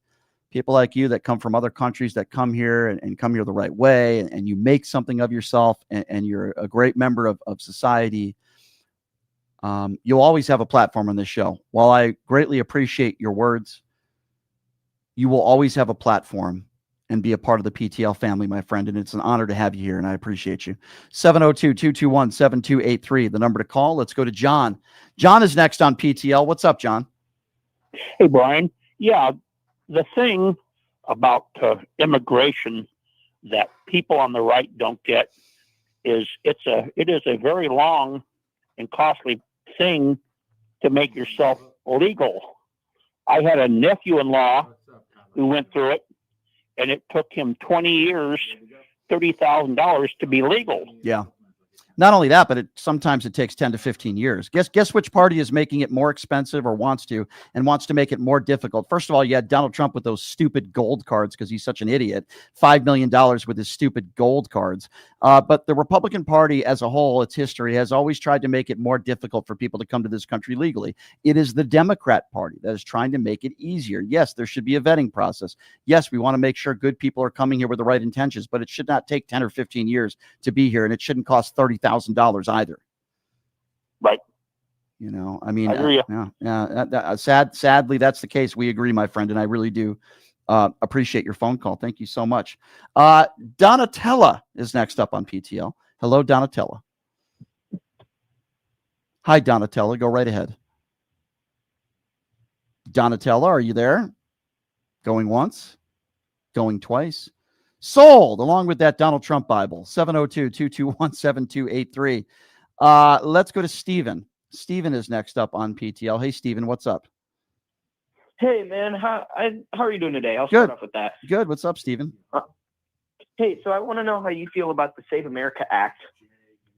Why do you think they put the Save America Act in place? And then I'll give you my reasoning behind why I'm against it. But go ahead. Why do you think they did it? I personally feel for it because I think what they were trying to do is make it more difficult for people who aren't here legally. Is it okay? So you're to voting. I get what you're saying. Is it illegal for an undocumented immigrant to vote? Yes. Yes, it is. Okay, so what? In Okay. this country, yes. Yes, it is. Okay, so how many undocumented immigrants have voted in the last 10 years? Look, do you mind if I pull up the statistics? No, I don't want you. No, I don't want you to pull up the statistics. You asked me about the SAVE Act because you're concerned about undocumented immigrants that could vote, and you don't know how many undocumented immigrants have voted. That would be like saying, I'm really concerned about the crime rate in my city, and then somebody said to you, what's the crime rate? Oh, I really don't know. I have to look it up. Why are you asking me about the SAVE Act, with all due respect, sir, when you have no idea what you're talking about? I will answer the question, my own question, and try to educate you. Less than 100 people have voted illegally that are undocumented immigrants in the last 10 to 15 years. Do you know where we got that statistic from? Turning Point USA. Turning Point. They're the ones who put out that stat. So this is not the issue that you think it is. And where are you getting your information from that you would think that it is an issue? Multiple news sources. Name me one. Tell me. Fox News. Exactly. What a shocker. Why do you watch Fox News? Are you aware that they were sued for almost $1 billion for lying about the 2020 election with Dominion voting machines? Why would you watch an organization like that? Why? Do you think they're accurate? I don't really agree with CNN in general. What do you disagree with CNN? Give me an example. What do you disagree? They actually interviewed my mom, and then they clipped parts to make her sound like she didn't know what she was talking about. What was your mom talking about? It was back in, I think, 2018. Fox News. By the way, Fox News doesn't clip things and try to make people look bad. They don't do that. I never said they didn't. Okay, so why do you watch Fox News then if they do the same thing? Because they don't do it in the sense that they don't cover up statistics. Okay, so give me an example. Give me one example of CNN, quote unquote, covering up statistics. What statistics are you talking about? Please provide me an example, sir. All right. So, for instance, let's see. Back in. Are you Googling something because you don't know? No. Okay, go ahead. I've heard of a few. Okay, go ahead, sir. From the past. Okay. I think it was. Trying to remember. I think it had to do with food stamps. Okay. How much it was not being used. What are you properly? Okay, and what was the lie? I don't understand. What do you? Okay, what about food stamps? That it wasn't as abused as people as it really was. Okay, so you think food stamps are being abused? Is that what you're saying? Okay, give me. I'll so you don't have a statistic. That question back at you. Give me one that Fox News covered up. Okay, I just told you. Are you not listening? They were just sued for over $900 million, and they lost the lawsuit because they lied about the 2020 election and said Dominion voting machines changed the outcome. They settled for almost $1 billion. It's an unheard of amount of money because they lied about it. They lied about it. What part of that did you not understand when I said that the first time? Do you think that's credibility? Mm-hmm. Can you give me anything that CNN's done that rises to that level of lies? No. Okay, thank you. So maybe you should stop watching Fox News. The only thing you told me about CNN was something about food stamps. You didn't tell me what they did. I can tell you this. Millions of people are not on food stamps right now because Donald Trump has taken that away from people. There's always going to be a small. I think that people should have to work for them, right? You think that people should have to work for them. Okay. So somebody making $25,000 a year that has 2 jobs, that has a couple kids, you don't want to provide them maybe $200 or $300 a month in food assistance? You think that's bad? Well, if they work X amount of hours in community service, I feel like there are people that work 60 hours a week that are on food stamps. Are you aware of that, sir? I understand that, but there can also be like online, like they can do stuff. So you're telling me somebody working 60 hours a week should also work online that has children? Not necessarily. So what are you talking about then? I'm trying to tell you that there's a lot of people on food stamps that maybe they're laid off from their job. Maybe they're struggling to work in a really bad economy. Why would you not want to provide help for people that are struggling? Forget about even people that are unemployed. What about people that are living paycheck to paycheck? With this economy, we know that there's a lot of people that are living paycheck to paycheck. Why do you want to take that away from them? Meanwhile, we spend $2 billion a day on an ill-advised war. Do you have a problem with that? So I think that I don't fully agree with the war. Okay, I'm going to be honest with you. I'm not MAGA, as you like to label a lot of Republicans. I haven't called you MAGA. not- I haven't called you that. But you like to label. I all label, of your yeah, folks I as MAGA. I don't label all people as MAGA. Here's a perfect example. I haven't called you that. I don't know who you voted for. Who did you vote for? I didn't. I wasn't old enough at the time. Okay, fine. Who would you vote for if the election was tomorrow? Kamala Harris or Donald Trump? Most likely Donald Trump just do the ideas, but I'm not. What fully ideas? for- What ideas? Let's forget about the war. I know you say you don't agree with the war. Okay, great. That's kind of a big deal, don't you think, an ill-advised war? What has he done well for the country in a year and a half? Tell me. I think that he originally had made gas easier to get, right? Yeah, well, now there's record high prices. And by the way, he didn't do anything with as far as gas prices. They were going down and headed in the right direction when Joe Biden left office. The policies of Donald Trump are the reasons why you're going to be paying $5 a gallon at the gas tank. So let's not talk about gas because that won't help your argument. What has he done in the last year to year and a half that you think is good, that you're so happy that you would say, man, I wish I could have voted for that guy. He's great. What's so great about Donald Trump? Tell me. Is it that the fact that he's down?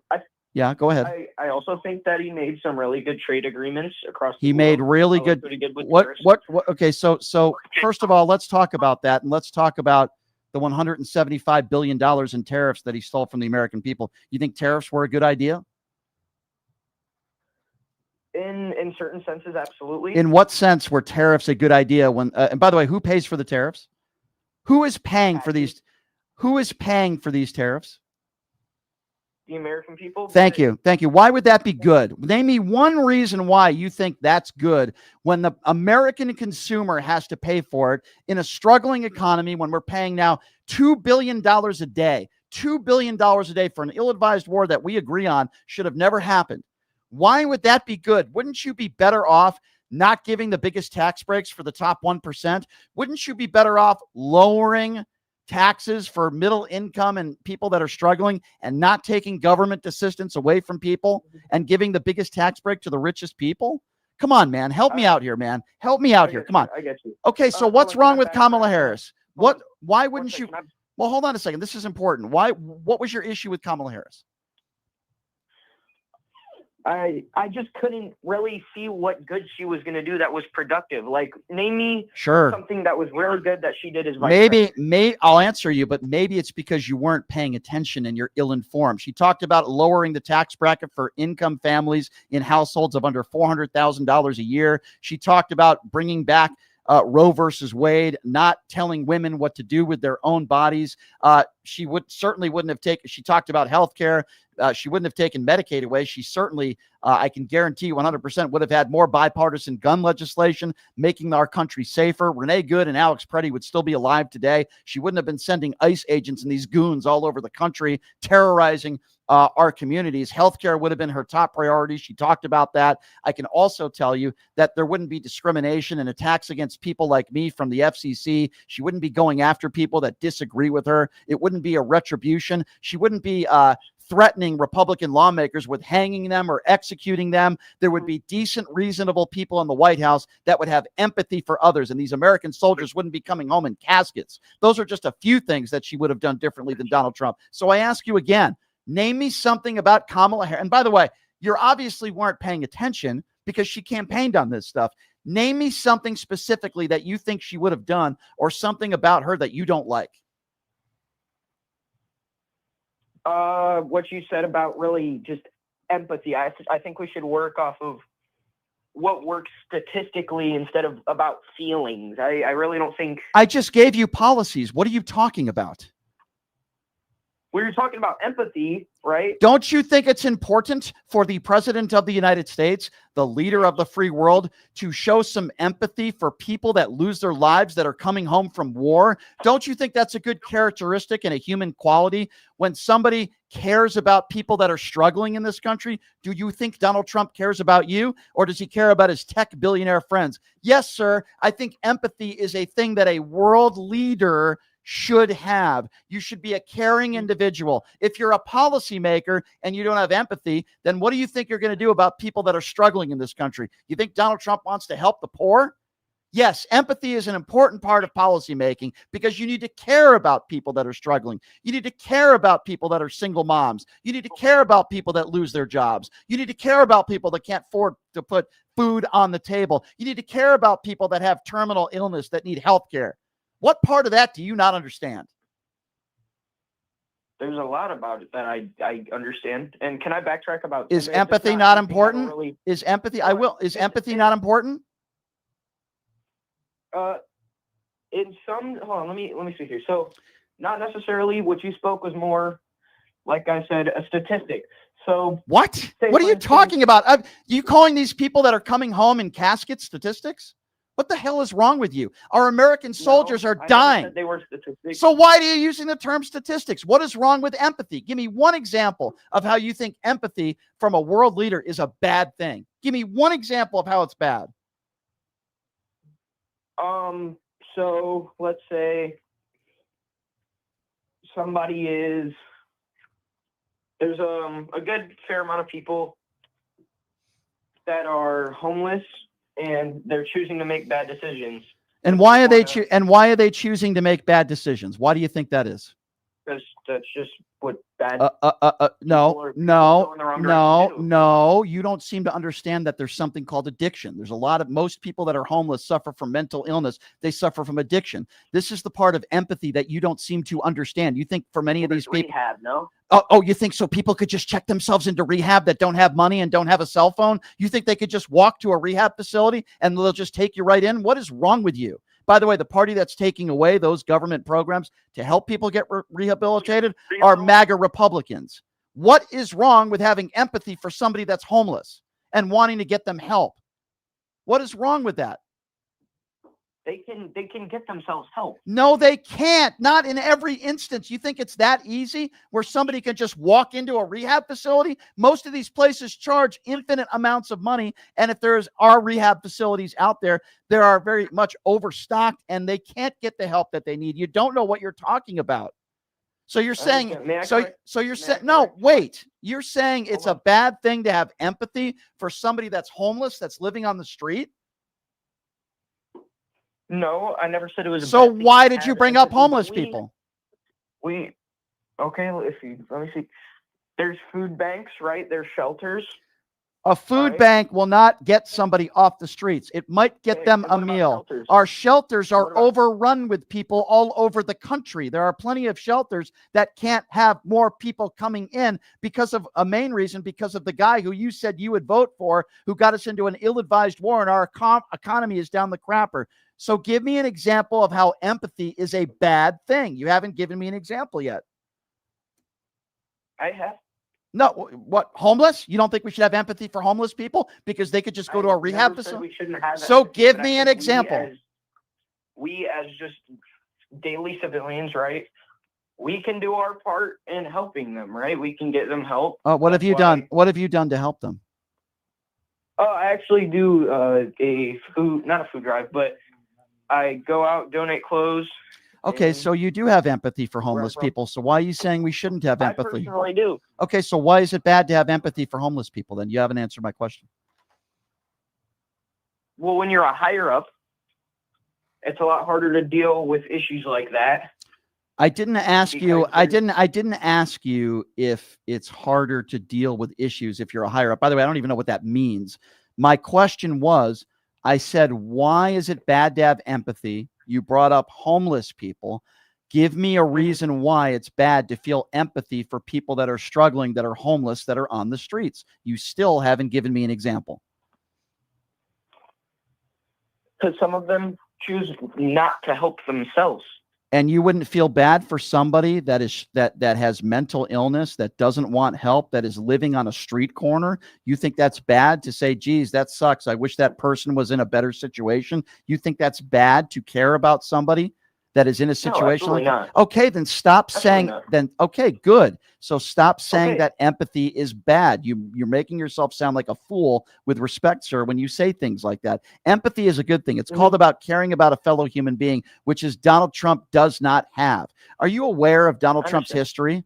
Name me one thing that Kamala has done that you think is bad, as Donald Trump going into teenage girls' locker rooms without their permission, a guy that's a liable sexual abuser, a 34-count felon.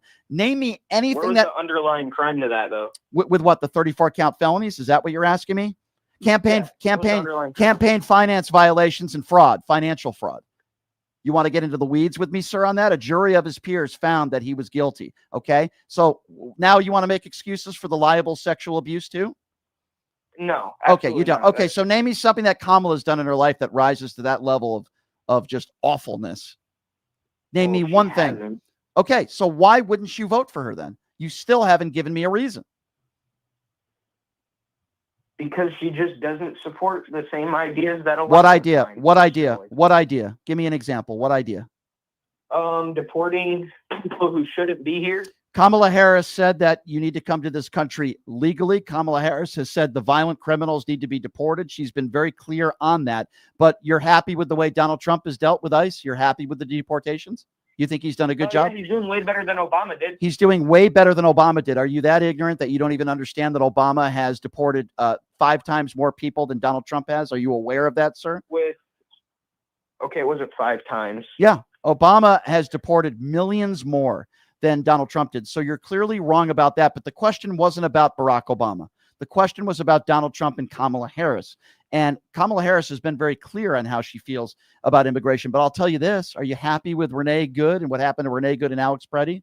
Are you happy with the way ICE is handling? Were you happy with the way Kristi Noem handled DHS? Well, the ICE agent for Renee Good's case was his life was a stake. He suffered internal bleeding. No, he got didn't. hit by a Where's car. your evidence? Where's your evidence that he suffered internal bleeding? Medical records? There were no medical records that were put forth. You have absolutely no idea what you're talking about. So I ask you again, where's your evidence that he had internal bleeding? Doctors? There were no doctors that have come forward that have said that he had internal bleeding. I will now ask you for a third time. Where's your evidence that Jonathan Ross had internal bleeding?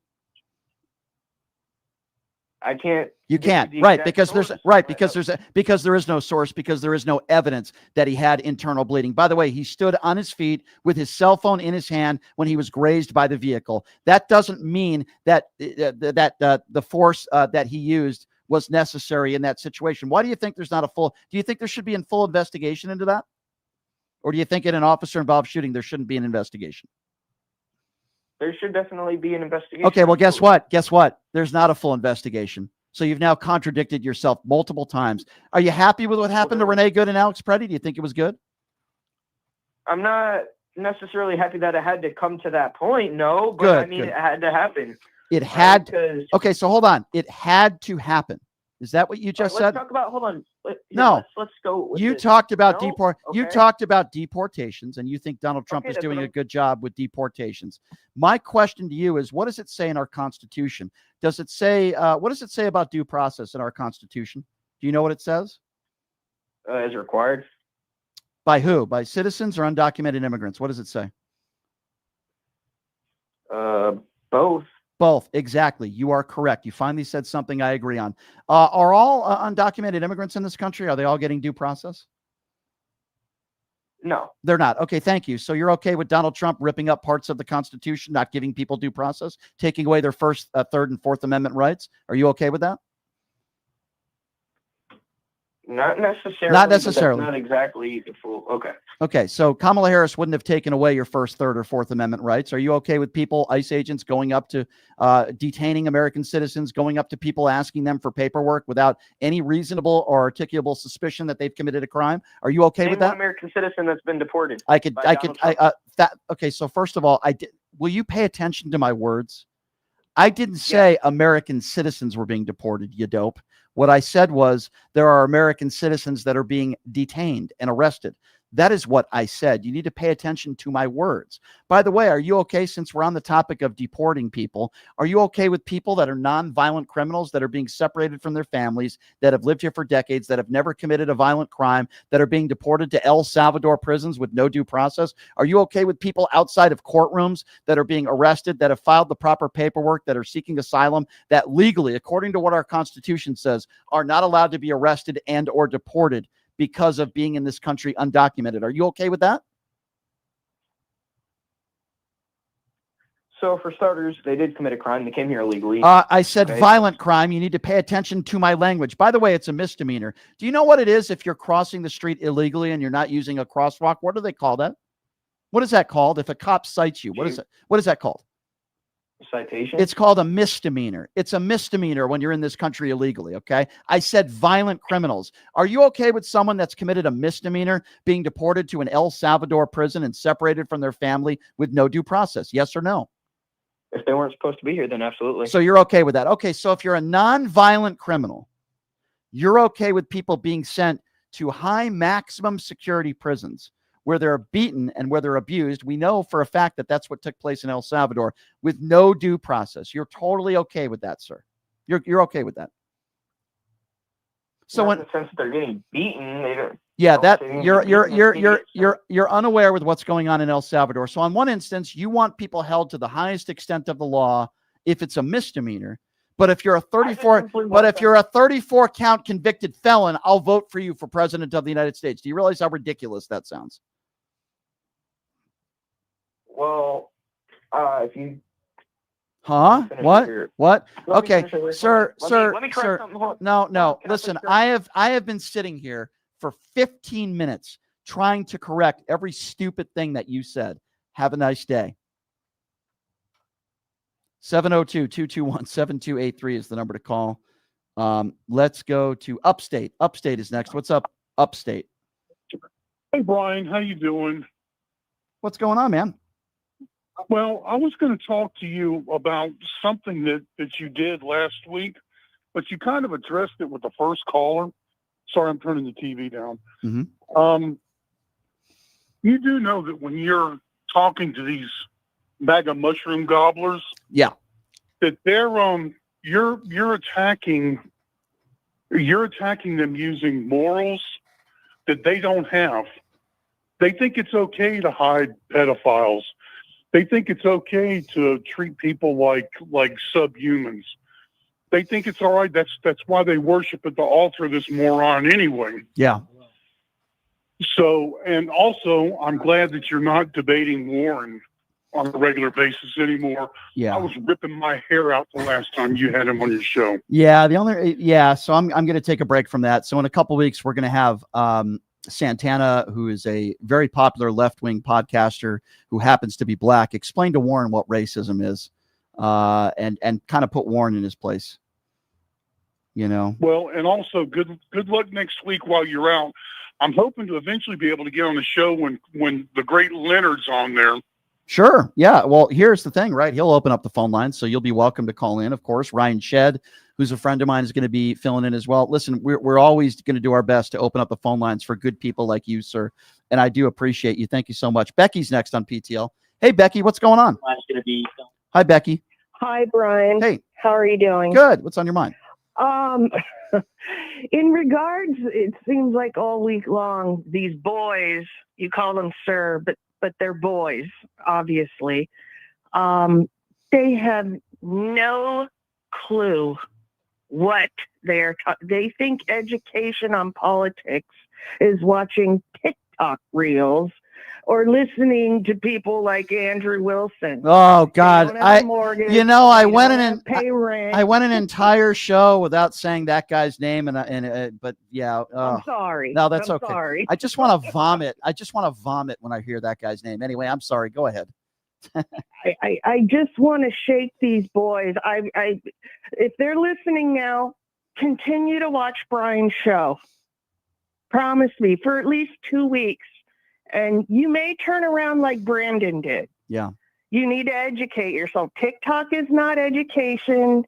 You need to learn what politics are about, what the Constitution is, Fox News clips, Jesse Waters, guys like they're not cool. Donald Trump is not cool. Yeah, somebody called in yesterday and said Donald Trump is cool. How could I even my dear, how could I even have a conversation with somebody like that? Oh my goodness. Thank you so much, Becky. I really do appreciate your kind words. They mean the world to me. Let's go to Dave. Dave's been waiting on hold for a while. What's up, Dave? Hi, Dave. Are you there? I think we lost Dave. how you doing? Oh, I'm here. Go ahead, Dave. Yep, go right ahead. How you doing? Good. Can you hear me? Yeah, go right ahead, Can Dave. you hear me? Yep. No, I'm here. Dave, did we lose Dave? All right. Dave, I think we have a phone connection issue or something. I'm sorry, my friend. Let's go to Kava. Kava's next up on PTL. Hey, Kava, what's going on? Did we lose Kava? I think George Soros and the deep. Hi, Brian. Oh, there we go. I thought the deep state was getting into my phone lines there for a Brian. second. Go right ahead, Kava. You got to lower your radio, my friend. Kava. Yeah, you got to lower your radio. There's a delay. Go ahead, Kava. So, I have been watching your show since you did the Trump border live Yeah. stream, and I thought you did absolutely amazing on that. And I've been sharing it with my friends. I'm sorry, which debate, Kava? I'm sorry, repeat that one more time. So I've been watching your streams from when you did the Trump border speech call out, when you called them out on all the lies he Oh, I got you. told, Yep. And I've been sharing that with my friends. Was that on and they've Tim been Pool's sharing show? the message. Was that on Tim Pool's show or was that on my show? No, that was on yours. Oh, okay. I did that on Tim Pool's show too. I'm sorry. Go The ahead. one from 2024, I Yep. believe. I got you. Yeah, so I've been sharing it with my friends, and they've been sharing it, and people are loving it. I think you should continue calling this out. Oh, I will. Because like you said, I you will. cannot stop calling this out. These people are Trump mushroom dollars. They're not going to listen to reason. And, if they want to learn the hard way, so be it. Well, all I can do, Kava, is just keep doing my thing every day, and I've learned to embrace the hate from the far right. And if there was silence, I'd be doing something wrong, Kava, right? And I just gotta. Right. They give me more energy to continue to do my thing. Let's go to the MAGA destroyer. How could I not go to Darlene? Darlene, what's going on? Hey, Brian. Brian, first of all, let me apologize to you and everybody for last Friday when I was trying to talk and I had a brain fart in my head. I'm sorry about that. No, you're good. But anyway, okay, Brian, we want you to stay safe from all of us where all these places are going. Don't forget us. Yep. And I just want to say to these callers, these young callers, you can tell it's spring break. Listen, guys, quit being so stupid. You're all stupid and you need to learn something. You can't call a radio station in and you don't know anything. And I guarantee you, these people that are saying that they are bitching about food stamps, I promise you I can go over to your house right now and I bet you got some in your refrigerator. I'm gonna So go to- don't sit there and start cutting people down. I'm going to go to Steven's house and go drop off a Happy Meal for him because I think he's at the age where he would very much enjoy that with the toy, by the way, with the toy.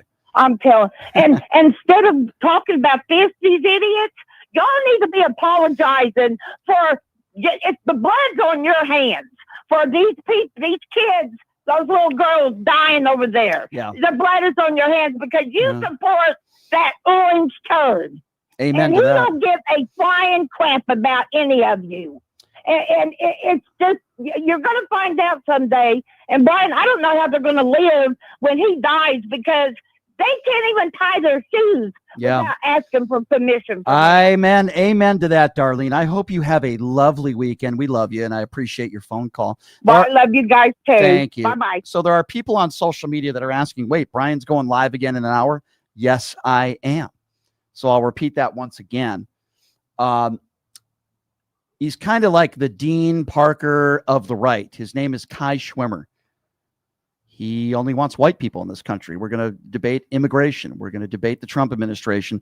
It's going to be live on my platforms as well, even though I'm going to be on another show, Sean Kelly's show. That's going to be in a little over an hour from now, and it's going to be fun, and it's going to be heated.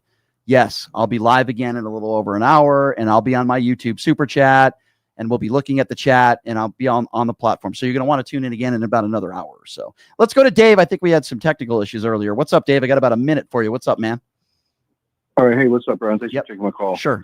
So sorry about that. That's okay. Hey, man, I totally agree with you about almost 500%. I would say 500% about empathy is very important when it comes to policy. And secondly, yesterday when the idiot, that's the most embarrassing thing that I've ever heard in my life, talking about, Pearl Harbor when she was there. And, I did a research on the amount of who has the most wars.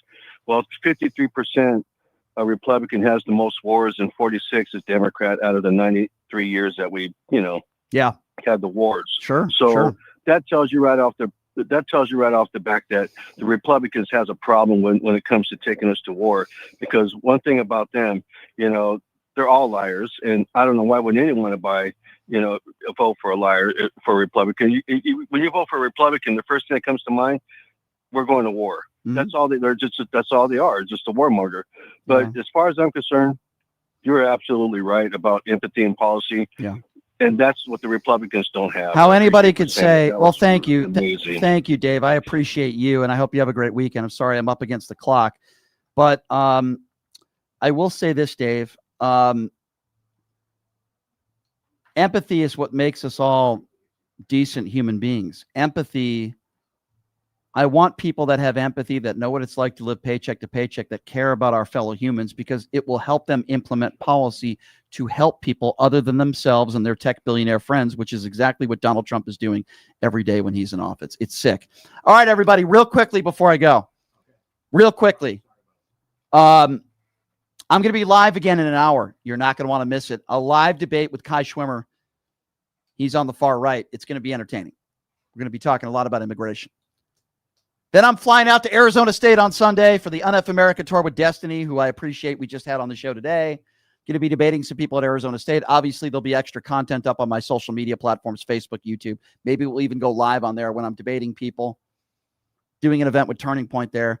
Then I'm flying out to San Diego. I'm going to go to those No Kings protest out there. I'll be speaking out there in San Diego, and I'll be back a week from Monday. Ryan Shedd is my good friend. He's going to be taking over and doing my show Monday, Tuesday, Friday. He'll be taking calls. It'll be interactive like it always is. Same format here. And the good man, Leonard Cardinale, will be filling in for me Wednesday, Thursday. Okay? So I want you guys to be interactive on here, and I promise you I will be in the chat at times too. So I will be interactive on my own show, even though I won't be here in studio. We want you guys to tune in, be a part of it. Ryan is a great guy and a great friend, and he's very talented. And we love Leonard. Of course, he fills in for me every Wednesday. For those of you that maybe want to throw a few bucks in our pocket here to keep the lights on, since we're going out of town and, flights are expensive, gas is expensive, go to my website, pushingthelimits.live. If you go to my website, pushingthelimits.live, you can make a donation, $5, $10, $20 a month, whatever you can afford. We greatly appreciate. That's my website. Again, it's pushingthelimits.live. I'll see you guys in an hour. I'm going to be debating Kai Schwimmer in an hour. I hope you guys join me on YouTube and everywhere else in an hour. The chat will be open. So I'm only going to be gone for an hour. I'll be back. Join me in an hour, live debate with Kai Schwimmer. As far as the studio goes, I'll see you guys in studio a week from Monday. Have a great day, everybody. Here's the deal. The country's a mess, and America's youth is stuck at the center of a tug-of-war between propaganda, billionaires, and